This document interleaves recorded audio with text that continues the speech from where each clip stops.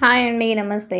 అందరూ బాగున్నారా? ఈరోజు అయితే ఇక్కడ నేను ఫ్రెంచ్ ఫ్రైస్ అయితే చేస్తున్నాను. ఇంట్లో పొటాటోస్ ఎక్కువ ఉన్నాయన్నమాట. మా లక్కీ అయితే అమ్మ ఫ్రెంచ్ ఫ్రైస్ చేయమ్మా అంటే ఇంకా నేను స్టార్ట్ చేశాను అనమాట. ఫస్ట్ అయితే పీల్ చేసేసుకోండి. నెక్స్ట్ ఇలా వాష్ చేసుకుని మీకు నచ్చిన షేప్లో అయితే కట్ చేసేసుకోండి. కొంచెం స్లైస్ అనేది మనకి మరీ సన్నంగా మరీ లావుగా కాకుండా మీడియంలో ఉండేలా చూసుకోండి. అలా ఉంటే సరిపోతుంది. ఇక్కడ నెక్స్ట్ వాటర్ అయితే 2-3 టైమ్స్ బాగా నేను వాష్ చేసుకున్నానండి. 3-4 టైమ్స్ అయితే వాష్ చేసుకోవాలి.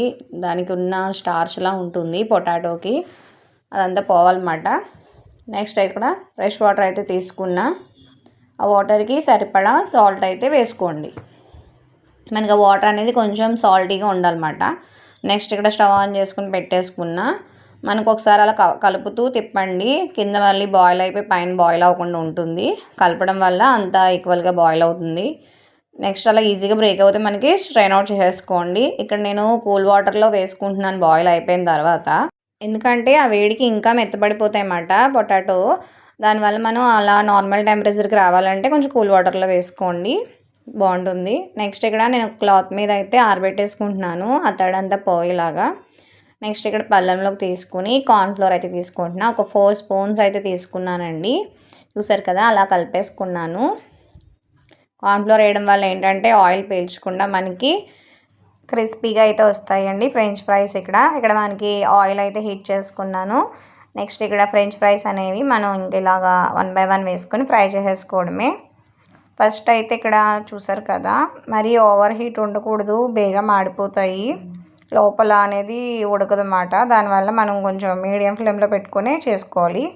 ఇక్కడ 1 టైం అయితే ఫ్రై చేశానండి. ఇలా కూడా తినేయచ్చు.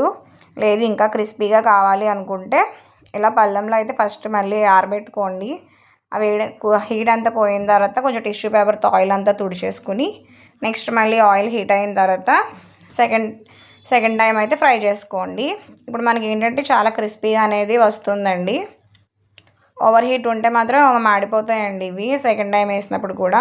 గ్యాస్ మాత్రం మీడియం ఫ్లేమ్లోనే ఉంచుకోండి. ఇక్కడ చూసారు కదా, ఇలా ఫ్రై అయిపోయింది. నేను ఇంకా స్ట్రైన్ చేసేసుకుంటున్నాను. ఇక్కడ చిన్నపిల్లలు అయితే తింటే మాత్రం సాల్ట్ ఒకటి కలుపుకుంటే సరిపోతుందండి, టేస్ట్ బాగుంటుంది. లేదు స్పైసీగా తినాలి. చాలా క్రిస్పీగా అయితే వచ్చాయండి. సౌండ్ చూసేయండి మీరు.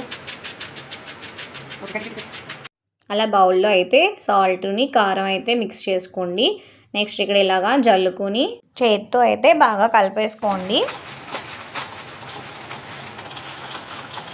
అంతేనండి. ఇక్కడ అయితే ఫ్రెంచ్ ఫ్రైస్ చాలా టేస్టీగా క్రిస్పీగా అయితే రెడీ అయిపోయి ఇక్కడ మా లక్కీ మా తమ్ముడు అయితే చాలా బాగా ఎంజాయ్ చేశారు. మీకు కూడా వీడియో నచ్చితే లైక్ చేసేయండి, సబ్స్క్రైబ్ అయితే చేసేయండి. Thanks for watching.